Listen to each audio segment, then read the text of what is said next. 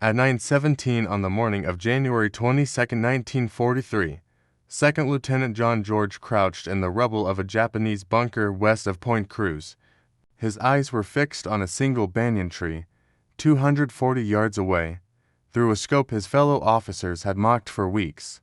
At 27, Illinois State shooting champion, and with 0 confirmed kills, he was about to test a rifle no one thought would survive the battlefield, his Winchester Model 70, fitted with a Lyman Alaskan scope and a Griffin and Howe mount.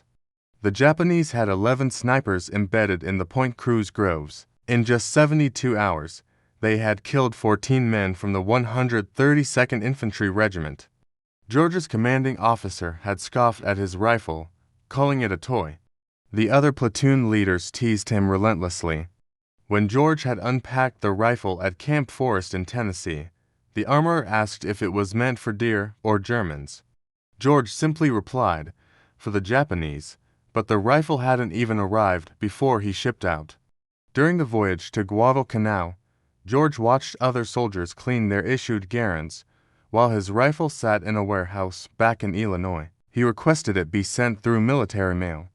6 weeks later, in late December 1942, a supply sergeant handed him a wooden crate marked fragile. Inside lay the rifle he had spent 2 years National Guard paid to buy. It weighed 9 pounds. The scope added another 12 ounces. By comparison, the standard issue Garand weighed 9.5 pounds with no magnification and carried 8 rounds semi-automatically. George's bolt-action held just 5.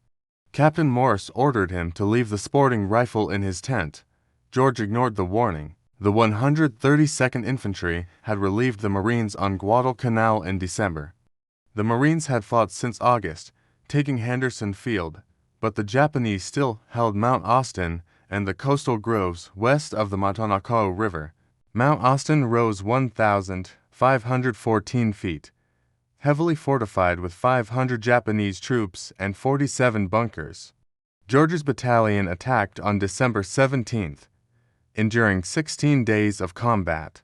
By January 2, 1943, they finally captured the western slope, losing 34 men and wounding 279.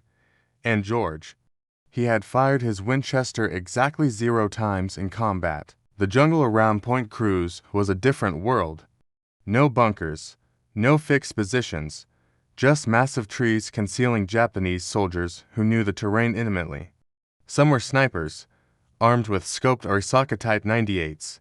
They knew patience. They knew the value of stillness. On January 19th, a sniper killed Corporal Davis at a creek. January 20th brought 2 more fatalities. By January 21st, 3 more men were dead. 1 shot through the neck from a tree the patrol had passed twice. The battalion commander summoned George that night. The snipers were decimating his men faster than malaria. Could George's mail-order rifle really hit a target? George recounted his credentials: Illinois State champion at 1,000 yards in 1939, youngest winner at 23, and a history of 6-inch groups at 600 yards with iron sights. The commander gave him until morning to prove it. George spent the night cleaning the rifle. Cosmoline from the ocean voyage had caked the action. He checked the scope mounts, adjusted his trigger, and loaded 5 rounds of .30-06 hunting ammunition, identical to the Garand cartridge. At dawn on January 22nd, he moved into position in the ruins of the captured bunker, overlooking the coconut groves. The banyan trees there reached 90 feet tall, trunks 8 feet thick, perfect sniper perches. George had no spotter, no radio man, just his rifle, a canteen, and 60 rounds of ammunition in stripper clips. The Lyman Alaskan scope magnified to 0.5 times, enough to spot the slightest movement. The jungle was never quiet. Birds, insects, distant artillery. George filtered it all, scanning for motion, left to right, top to bottom. At 9:17, he saw it. A branch shifted unnaturally. At 87 feet, a Japanese sniper rested in a fork of the banyan tree, overlooking the supply trail. 2 clicks right for wind, controlled breathing, glass-smooth trigger. The Winchester fired. The shot cracked across the jungle. The sniper jerked, tumbled 90 feet, and hit the ground near the tree. George worked the bolt and waited. Japanese snipers operated in pairs. The spotter was nearby. At 9:43, he found the second sniper, moving down a tree 60 yards north. Another shot, another kill, 2 rounds, 2 dead. At 11:21, a bullet struck 6 inches from George's head. He rolled, pressed against the bunker wall, waited, then relocated to a new firing position. The sniper had missed, but George was now in a duel. At 11:38, he spotted the third sniper, 73 feet up in a banyan. A careful shot, controlled bolt action, and another kill. By noon, he had eliminated 5 Japanese snipers. Word spread quickly through the battalion. Men who had mocked the rifle now watched in awe, but George refused spectators. Attention invited fire.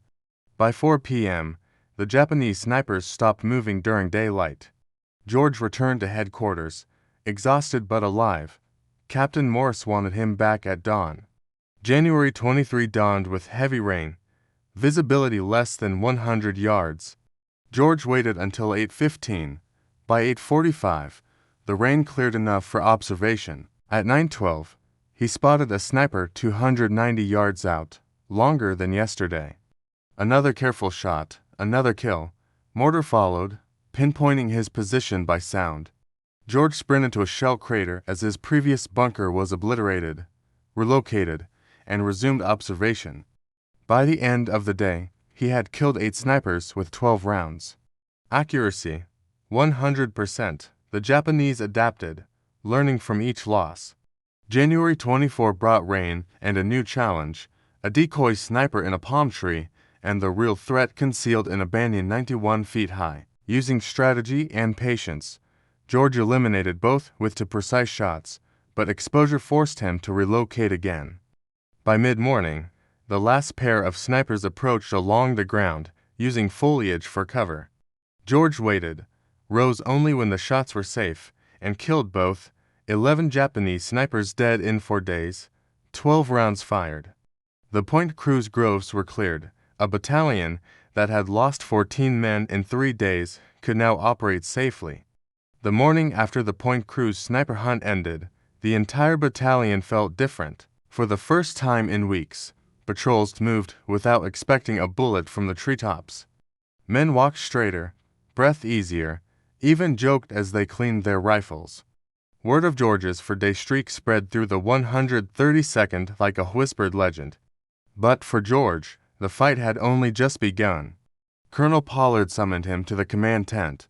The air inside smelled of wet canvas, cigars, and sweat, familiar scents on Guadalcanal. The colonel stared at George's rifle on the table. "You did good work," he said, tapping the Lyman scope. "The snipers you got were some of the best in this sector." George nodded, unsure where this was going. Pollard leaned in. "I want you to train 10 more men.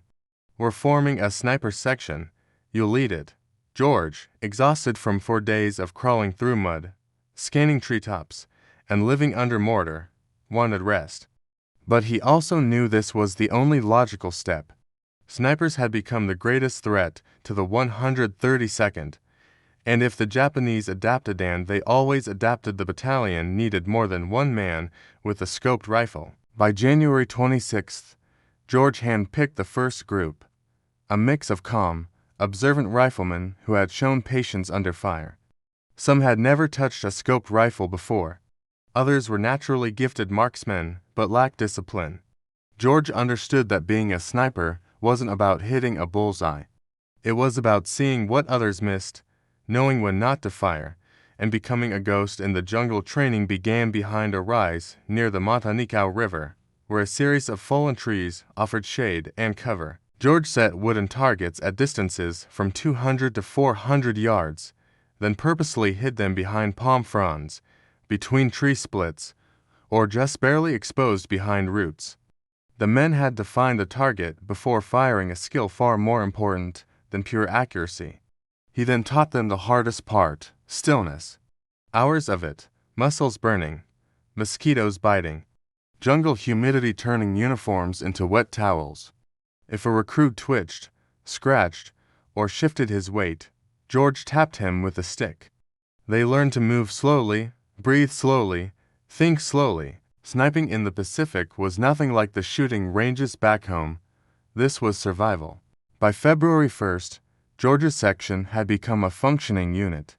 The battalion now relied on them for reconnaissance, elimination of Japanese lookouts, and protection of patrols. George remained the leader and the most skilled shot, but he felt pride watching his men learn to operate independently. But the Japanese had not forgotten the loss of their snipers at Point Cruz. They adjusted. Instead of climbing obvious trees, they now chose trees with dense leaf canopies. Instead of firing first, they waited, sometimes hours, for the perfect moment. And worst of all, they began picking off officers. On February 3rd, Captain Morris, the same officer who had once mocked George's rifle, was shot through the shoulder by a sniper hidden so well that even George couldn't see him at first.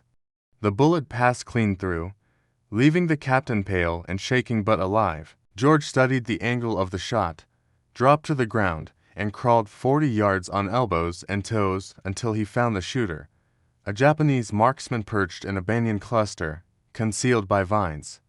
It took 20 minutes to line up the shot, but one bullet ended the threat. Every kill strengthened the battalion, but each one also made the Japanese more careful, more unpredictable, more lethal.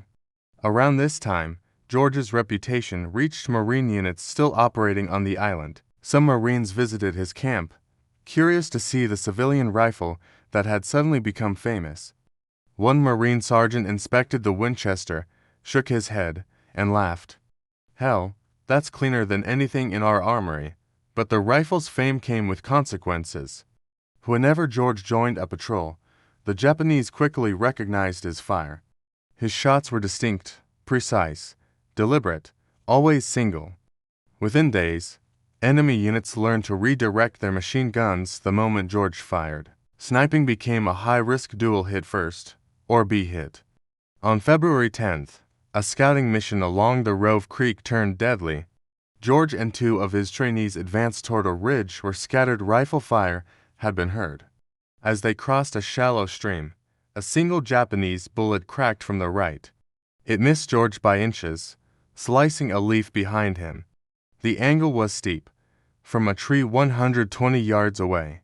"Tree fork, top left," one trainee whispered. George saw it, the faintest outline of a rifle barrel among the shadows. He couldn't risk a miss. One shot and the sniper would shift, vanish, or open fire. George steadied himself against a rock, exhaled, and fired. The Japanese sniper slumped, but before he even hit the branches, machine gun fire erupted from the hillside. The trainees dove behind boulders as rounds shredded the ferns around them. George realized this wasn't a lone sniper. It was a coordinated trap. The Japanese had placed a sniper to lure them into a kill zone. Only careful retreat saved the team that day, and the incident changed George's approach forever. From that point on, every ridge, every palm grove, every ravine was treated as an ambush site until proven otherwise. By mid-February, the battalion moved toward a newly secured region near Cocombona.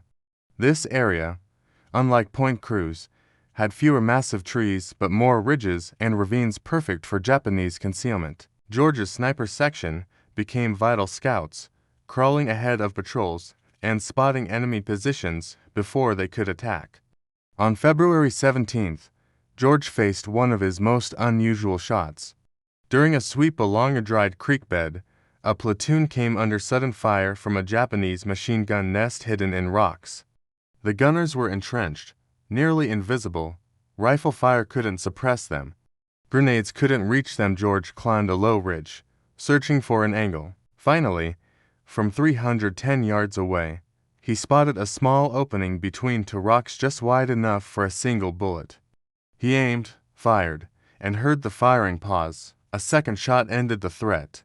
When the platoon later reached the nest, they found two gunners, both killed by George's rounds through the same narrow gap. But for every victory, the toll grew. The jungle ate at the men. Constant rain soaked their uniforms. Mosquitoes spread malaria through the ranks. Nights offered little rest. Japanese infiltrators crawled into camps, sometimes leaving grenades behind cooking tents. George himself grew thinner, more hardened. The once clean Winchester now bore scratches and dents, its bluing worn from humidity. But the rifle still shot true, and as long as it did, the 132nd had an edge. By late February, George's sniper section had recorded dozens of confirmed kills, saved countless patrols, and helped secure every advance west of the Matanikau. But the Japanese were preparing one final stand in entrenched force near a mangrove swamp west of Kokumbona. The area was thick, suffocating, with twisted roots and murky pools that swallowed footprints. It was here that George would face one of the most intense sniper duels of the entire campaign. A duel that would push his skills, his patience, and his fear to the limit.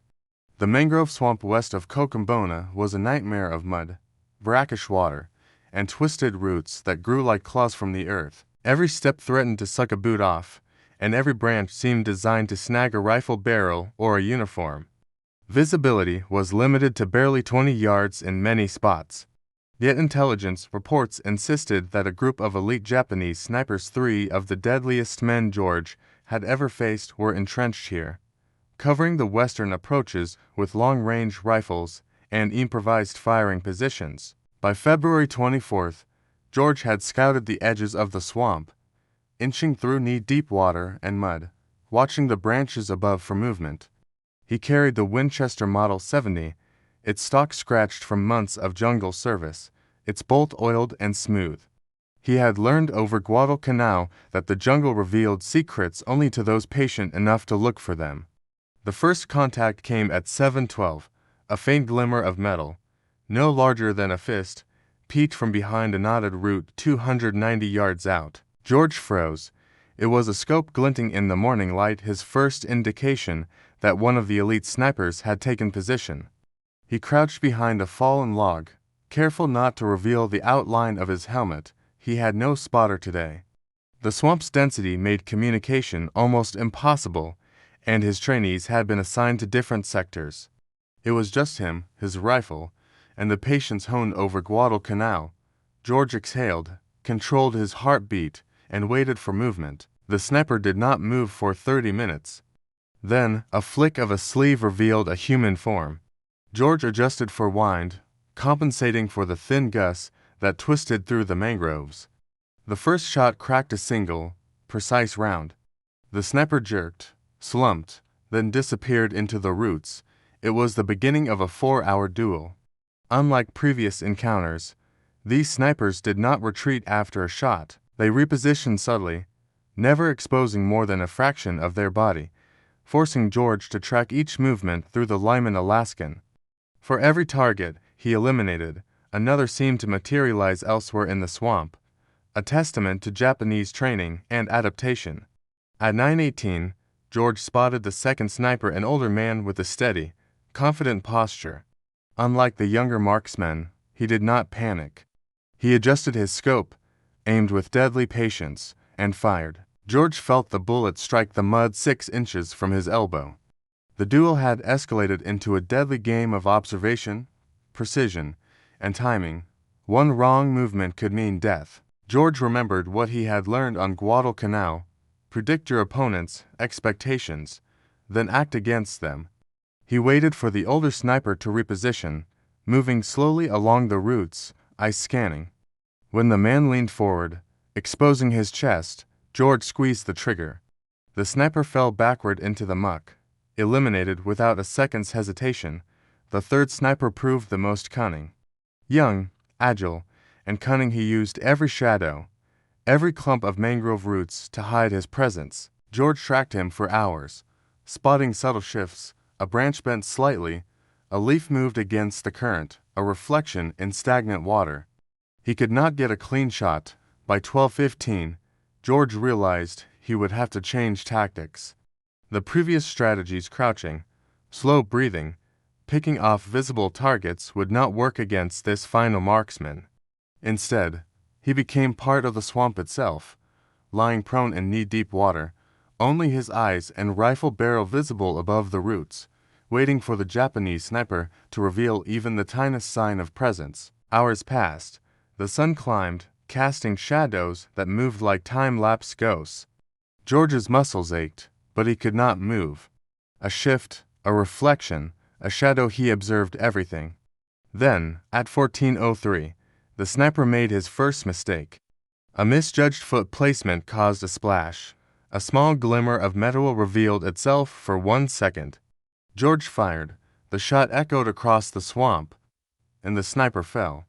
With that final kill, the Point Cruz and Cochabamba operations were secure. 11 snipers at Point Cruz, 3 elite marksmen at Cochabamba. George had eliminated the threat. But he did not celebrate. The swamp had reminded him of a fundamental truth: skill alone was never enough. Patience, observation, adaptation, these were the keys to survival and success. George returned to battalion headquarters by 1640, soaked in sweat and swamp water, muscles screaming from hours of immobilization, rifle dripping with mud. Captain Morris, Colonel Ferry, and the regimental staff were waiting. They had received reports of the confirmed kills. 14 snipers eliminated in less than 3 weeks of sustained operations. Ferry, ever pragmatic, asked only one question: "Can you teach others to do this?" George nodded. "Yes, but it takes discipline. It takes patience, and it takes the right rifle." Training intensified. The swamp had revealed weaknesses even in skilled shooters, and George used those lessons to refine the sniper section. They drilled in concealed movements, rapid target acquisition, and environmental awareness. By March, the section could replicate George's feats with a 90% success rate in simulated conditions, even in areas as dense as Cochabamba. By the end of February, the Japanese began evacuating Guadalcanal in earnest. Destroyers picked up troops along Cape Esperance. Rearguard elements resisted, but the sniper section's constant harassment made movement costly. 74 confirmed kills were credited to George and his teams during these operations, with 0 American casualties in sniper-related missions. George, though, was physically drained. Months of jungle operations, minimal sleep, constant stress, and the strain of carrying a bolt-action rifle through impossible terrain had taken their toll. On March 1st, he was struck in the left shoulder by Japanese riflemen during a patrol near Tanamboa River. The bullet tore through muscle tissue, spinning him around and knocking him into the mud. Corporal Hayes dragged him to safety, and field medics treated him on the spot. It was serious, but not fatal.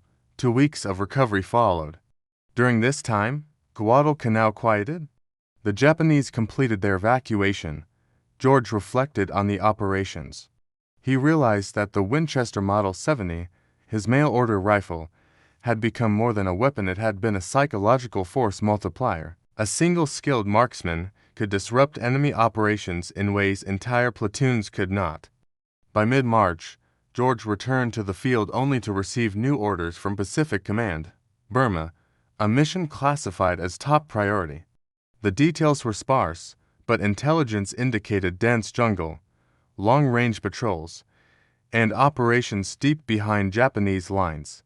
George packed his Winchester in a waterproof case, replaced the heavy Lyman scope with a lighter Weaver 330, and prepared for what would become one of the most grueling campaigns of his life. The lessons of Guadalcanal: patience, adaptation, marksmanship, survival would be tested again, but George was ready.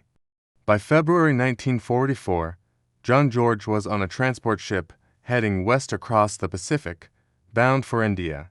His Winchester Model 70 was secured in a waterproof case, the Lyman Alaskan scope replaced with a lighter Weaver 330 and a synthetic stock, reducing the rifle's weight.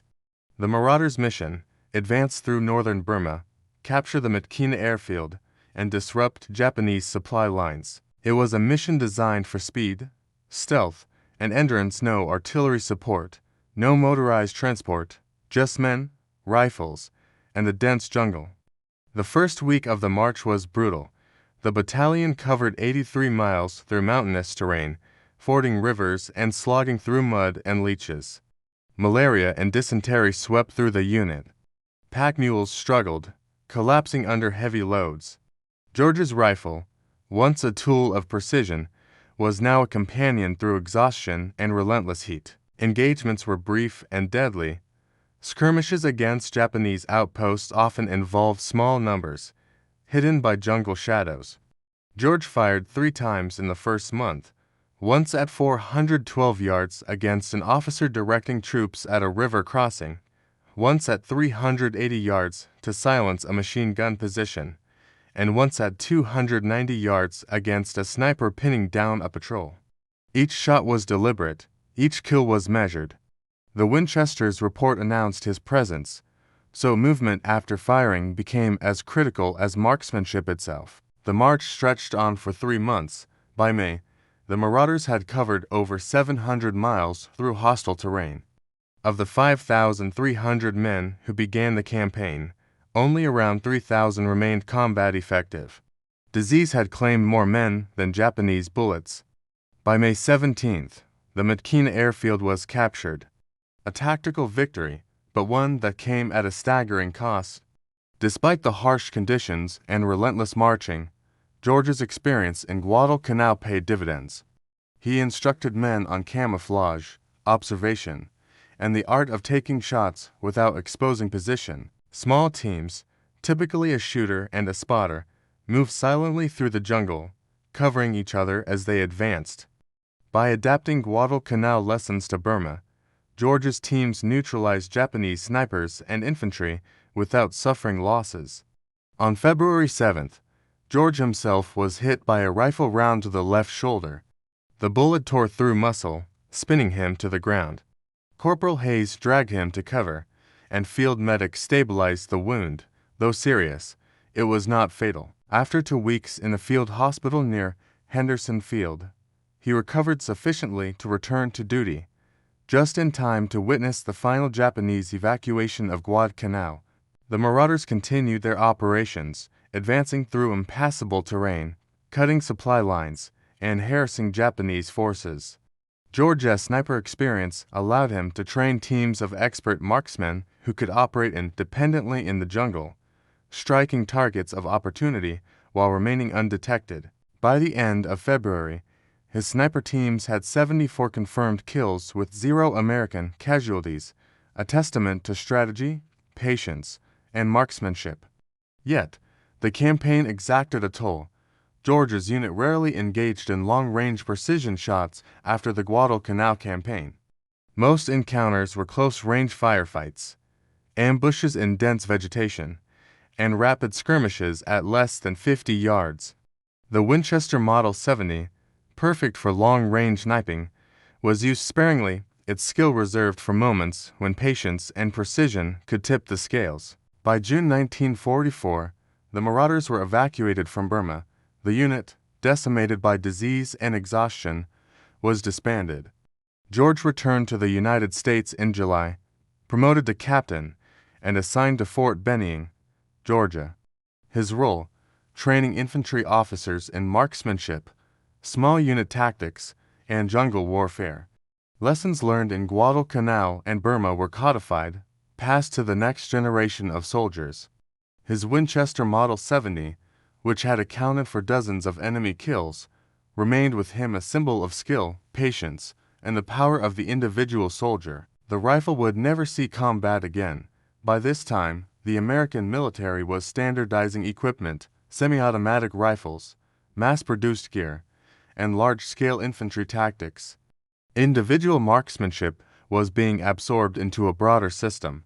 George understood the necessity, but mourned the loss of the craftsman approach the idea that a single man, with the right rifle and training, could alter the outcome of a battle. After his military service, discharged in January 1947 as a lieutenant colonel with 2 Bronze Stars, 1 Purple Heart, and the Combat Infantry Badge, George returned to civilian life.